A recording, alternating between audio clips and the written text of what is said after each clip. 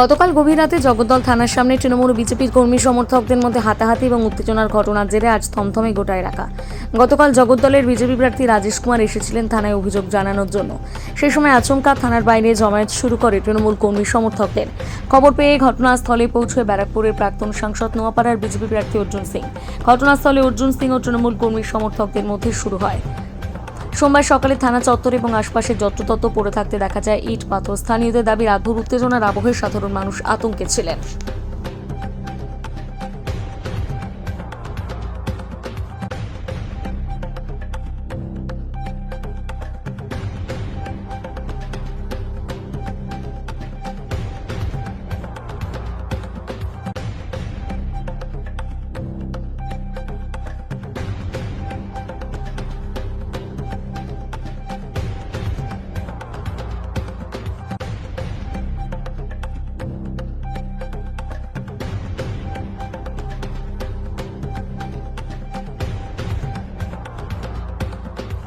জগদ্দল থানা এফআইআর করতে গেছিলেন এগেনস্ট মমতাবা। ওনাকে ওখানে বসিয়ে পুলিশের কিছু অংশ তৃণমূলকে ডেকে নেয়।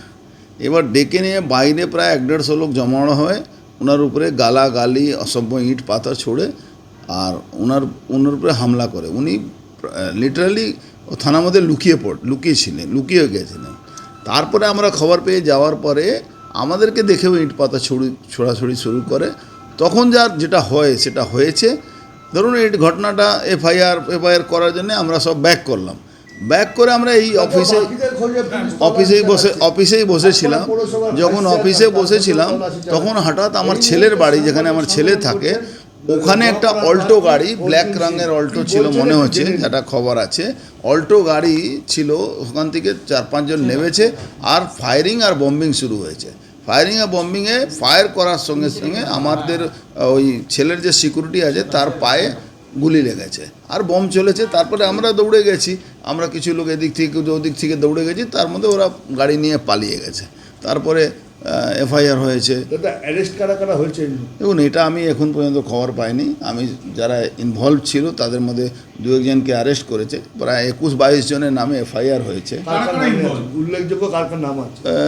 একটা তো ভাইস চেয়ারম্যান আছে টিঙ্কু দেবজ্যোতি ঘোষ, তারপরে গোপাল রাউত, তারপরে ওই তো অরুণ সাউ, তরুণ সাউ, মনোজ পাণ্ডে, পার্থভূমিকার সোমনাথ শ্যামের ইনস্ট্রাকশনে এইসব ঘটনা ঘটেছে। এরকম প্রায় সমস্ত ক্রিমিনাল, ওখানকার যত ক্রিমিনাল ছিল, ওই সানি বার্মা থেকে নিয়ে আপনার কাকিনারা, ওই অমিত শাহ, অমিত চৌধুরী, এরকম অনেকে আছে। 21-22 জনের নাম আছে। দুদিনের মাথায় নির্বাচন, তার আগে এই ঘটনাকে কিভাবে দেখছেন? আজকে প্রধানমন্ত্রীর সভা রয়েছে। দেখুন, প্রধানমন্ত্রীর সভাটা বানচাল করা একটা প্রথম উদ্দেশ্য ছিল। দ্বিতীয় ছিল কালকে ওরা এটা ডক্টর রাজেশ কুমারকে মারার প্ল্যান ছিল আর পবন সিংকে মারার প্ল্যান ছিল। পবন সিং তো থানাও যায়নি, পবন সিং তো ঘরের মধ্যে ছিল। তার বাড়ির সামনে ওই সিকিউরিটিকে অ্যাটাক করা, তাকে গুলি মারা, তারপরে ওর বাড়ির মধ্যে ঢোকা চেষ্টা করা, তো সেটা একটা প্রি প্ল্যানিং। পবন সিং আর ডক্টর রাজেশ কুমারকেও মানে সেন্ট্রাল ফোর্সের জওয়ান, সিআইএসএফ এর একজন জওয়ান যিনি সিকিউরিটি দেন, তিনি গুলিবিদ্ধ হলেন। এটা কতটা ভয়ঙ্কর? ঠিক ভোটের আগে এই ভাটপাড়া জগদ্দলকে বারবার আমরা উত্তেজিত হতে দেখুন, খুবই ভয়ঙ্কর। এটা প্রি প্ল্যান অ্যাট্যাক ছিল, এটা কোনো লুকোনো অ্যাট্যাক ছিল না, প্রি প্ল্যান। আমার এখন খবর নিলাম কি ওর গাড়ি কালকে অনেকবার ফলো করা হয়েছে। পবন সিং এর গাড়ি ওখান থেকে থানা ক্রস করেই পবন সিং এখানে এসেছিল। তখন ওর গাড়ি 2-3 বার করেছিল আর জয় বাংলা স্লোগান দিচ্ছিল। 2-3 বার ও গাড়ি আমার এখন সিএসএফ যে অফিসার ছিল ওর সঙ্গে কথা হচ্ছিল, ওই বললো আমাকে কি স্যার এটা প্রি প্ল্যান অ্যাটাক ছিল। ভোটের আগে যদি এই অবস্থা হয় তাহলে ছিল তৎপর আছে এখন, কিন্তু যারা পুলিশ অফিসার যারা দোষী আছেন তাদের উপরে তো অ্যাকশন হওয়া উচিত আছে। পুলিশের ভূমিকা কী ছিল? পুলিশের ভূমিকা খুব খারাপ। পুলিশ লিটারালি থানা ছেড়ে পালিয়ে গেছিল, এইটুকু। আপনি যখন কেন পালিয়েছিল এটা তো পুলিশ বলবে। আপনি যখন থানায় গেলেন তখন কী দেখলেন?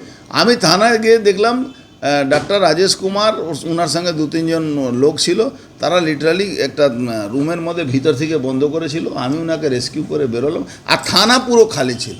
ঘটনার পরে কি আপনাকে খবর দেওয়া হয়, মানে ঘটনা ঘটে যাওয়ার পরে? ঘটনা ওনার সঙ্গে যখন বাইরে থেকে ইট পাতা ছড়াছড়ি হয় তখন একটা ফোন আসে আমার কাছে কি এরকম হয়েছে, ডাক্তার সাহেবের কোনো সেক্রেটারি ছিল, ওই ফোন করেছে, তখন আমি মুভ করি। তৃণমূলের মঞ্চ ভাঙা বা তাদের কোনো রকম কার্যালয় কিছু সেরকম ভাঙার একটা অভিযোগও সামনে আসছিল। কোথায় ভাঙা হয়েছে এটা দেখান, ভাঙা হয়েছে তো ওরা বলছে 17 নম্বর ওয়ার্ডে দুজন কর্মীকে পার্টি অফিসে বিজেপির লোকেরা মারে, তারই এফআইআর ওরা জগদ্দল থানায় গতকাল করতে এসেছিল। ফালতু কথা, মিথ্যা কথা। তাহলে তো এফআইআর হবে, কে মার খেয়েছে তাকে সামনে আনা উচিত। মার খেয়েছে বলে দিলে তো মার খায়নি, মার খেয়েছে। যারা এফআইআর হয়েছে যাদের নামে, তারা এখনো অনেকে বাড়িতে আছে। কি বলবো? সে বাড়িতে থাকলে তাহলে পুলিশের নিষ্ক্রিয়তা বলা যেতে পারে।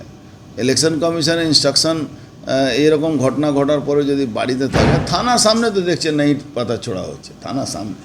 এই একটি জায়গায় যেখানে এরকম ভাবে গুলি চলার অভিযোগ, সেখানে পাথর ছোড়াছড়ি, সাধারণ মানুষ ভোট দিতে যাবেন কোন ভরসায়? দেখুন একটা কথা বলে, ইট ছোড়াছড়ি সরাসরি এসে সিএসএফের উপরে অ্যাটাক করা, আমার বাড়ির উপরে অ্যাটাক করা, আমি ইমিডিয়েট এনআইএ তদন্ত দাবি করছি। এনআইএ কি এসছে?